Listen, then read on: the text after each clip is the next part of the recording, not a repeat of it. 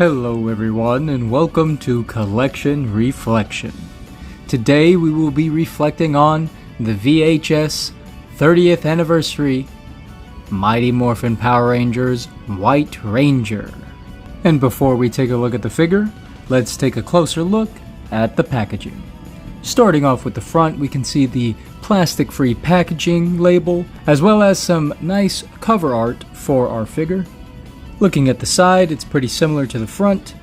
There we can see the 30th anniversary. On the back, you surprisingly get a tiny little bio, which reads, "The White Ranger morphs into battle with the power of the Tiger Zord." And there we have a nice image of the character as well as the accessories that he's going to come with. The stylized packaging continues as you open up the figure, and the VHS box can also be used as a nice backdrop. Speaking of the figure, you're going to receive it inside of this enormous amount of paper wrap. I think they did a pretty great job on the helmet. I really like the colors that they chose. The gold or the brass is picked out in a nice metallic paint. As you can see there on the visor, they did get a little careless with it, but it's not too bad and it's not very noticeable. Moving down to the armor, it seems to be casted out of this muted brown plastic and then painted with a nice glossy black. Something that you will immediately notice is that the armor is not connected directly to the figure and it is removable. There we can see those gold armbands. They're painted on instead of sculpted, so that's a little bit of a shame, but I do like the paint that they chose. Going down to his bracers, you got that nice shiny metallic paint again. And the gloves seem to be sculpted pretty well. I like the paint detailing that they did on the belt. I think they were able to work that in pretty nice. Looking at the boots, you can once again see that nice metallic paint, as well as those black lines which are painted very well. And the bottom of his soles are painted black as well. If you want to remove the tunic, you just have to pop the head off first, and then you can just slip the tunic right off the body. I was very impressed with the material that they chose to make his armor out of. It's extremely soft and pliable, which helps with all the articulation. However, it is a huge issue whenever it's on the figure because it just floats and moves around and feels very loose and disconnected. I wish there was a way to keep the armor on the figure more sturdy and yet still have it be pliable and removable. And taking a look at the underbody without the armor, I actually really like the sculpt. You could see the slight hint of abs underneath the costume, and then there's some more wrinkles and then the seam line on the back. I think that's an awesome touch. And here's what the White Ranger would look like without the armor. Now we got a good idea of how the figure looks. Let's check out how this figure moves. As you saw before, he has a ball joint in the head that can allow for a 360. Very minimal tilt. He can look that far up and that far down, which is not much at all. He gets some pretty nice range with his arms moving outwards. Here you can see why they might have left the armor open as opposed to wrapped around the figure. That way it allows room so that he can actually move his arms out. He's still able to move his arms all the way up, but he does not look great doing it. Without the armor, his arms can go up past 90, and they can move 360 without an issue. He has a single jointed elbow that goes a little bit past 90, and it rotates 360. He has nothing in the bicep or the wrist. He is also lacking in the waist rotation. He can kick forward about that far and back about that far. He can also do the super splits, and the holster is pliable so it does move out of the way. However, that joint can look a little ugly to some people. He has a single jointed knee that bends about 90, and it also spins 360. The figure does have some pretty decent articulation, but that lack of a waist swivel is going to hinder the poses that you'd be able to get him into. Now let's go check out his accessories.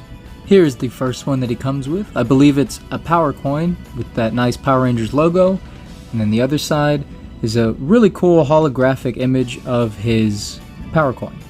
And I would be careful if I were you if you're looking at this in direct sunlight, because when that light hits you back in the eye, it can blind you. And his final accessory is the sword Saba.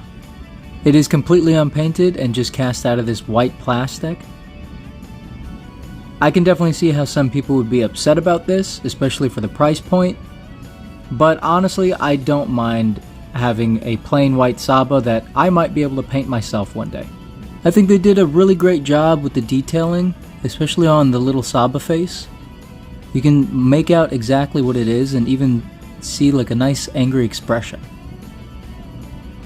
There again is the power coin, and then moving down the blade. The blade is a somewhat soft plastic, but it's not flimsy in any way. It actually feels pretty nice. And even though the character is lacking any kind of wrist articulation, the way his hands are sculpted, he's able to hold the sword actually really well. Better than some of the Lightning Collection figures that I own. Saba can also be stored away pretty snugly in that holster, and there's no fear of it slipping or coming out. I've mentioned the Lightning Collection a few times, so why don't we head over to a comparison and see how he stacks up next to one. First up we have Lord Draken, and from the Cobra Kai crossover, the White Ninja Ranger. The White Ranger's design actually makes it feel more like a teenager in the suit as opposed to the Lightning Collection, which makes them feel more like grown adults in my opinion. And for those of you who also own Lord Draken, you know he doesn't come with a Saba, so this is my way of showing you that the Saba is very compatible with the Lightning Collection as well. Here's what the White Ranger looks like next to a couple of the monsters from the Lightning Collection. We have Goldar and King Sphinx. And I think Goldar and the White Ranger actually scale pretty well together. However, he only comes up to about the shoulder of King Sphinx. Here's a direct comparison with the only other VHS figure I own, and that is going to be the Green Ranger. Last up for the Lightning Collection, we have the Lunar Wolf Ranger and the Red Ranger Trini. I just wanted to show off what a normal Power Ranger male body and the new female bodies would look like next to these figures. Here for another 6-inch comparison, we have a couple of Marvel Legends. As you can see, they are taller than the White Ranger, but that goes back to my other point about him being a teenager and them being grown men. When you keep that in mind, the scale works a little bit better. For our 5-inch scale comparison, we have Dragon Ball Evolved's Vegito Blue and the BST AXN Leonardo. At the 4-inch mark, we have the DC Spin Masters Superman and Shazam, and they both come up to about the elbows of the White Ranger. And for the last 4-inch comparison, we have a Karn Brute and Sergeant Steel from the Final Faction, Elite and Venom series. Lastly, we can compare him to the one and only Pumpkin Rapper's head. Welcome, White Ranger. The time has come to reveal your identity.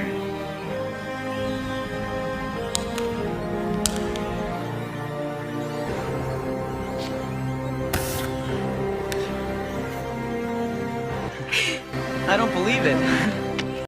When I first opened up this figure, I did have mixed feelings about it. I've always really liked the White Ranger and the Green Ranger. They've always been my favorite out of every Power Ranger series. And I think this figure does do that character justice. However, my biggest complaint would have to be about that floating armor piece that's not connected. I really appreciate that they made the armor flexible and removable, but I hate how much it just floats around and wiggles. When it comes to enhancements, I had to fix how loose this armor piece was floating around. So basically all I did was take a black rubber band and I super glued it to the inside of his vest so that it's still flexible enough to where he can move his arms around, but where it's also tight enough to where it won't flop around no matter what position he's in. I chose black rubber bands because I thought they'd blend in with his armor better, but now I'm thinking maybe I should have gone with either white or a similar kind of brassy brown. But let me know what you think. Is there a better way to solve this issue with the armor? Or is it not even an issue to you to begin with? Let me know in the comments down below. And with all that being said, it brings us to our question. Should you collect this VHS figure or reflect it? While that price point is a little high, I also recognize how popular and expensive this figure can be in the aftermarkets. So if you're able to find it in store for $17, I'd say you should collect this figure.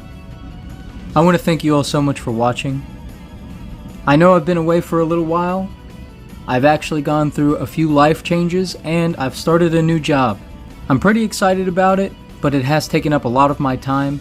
I hope to return to a more regular review schedule, but I don't want to make any promises that I can't keep.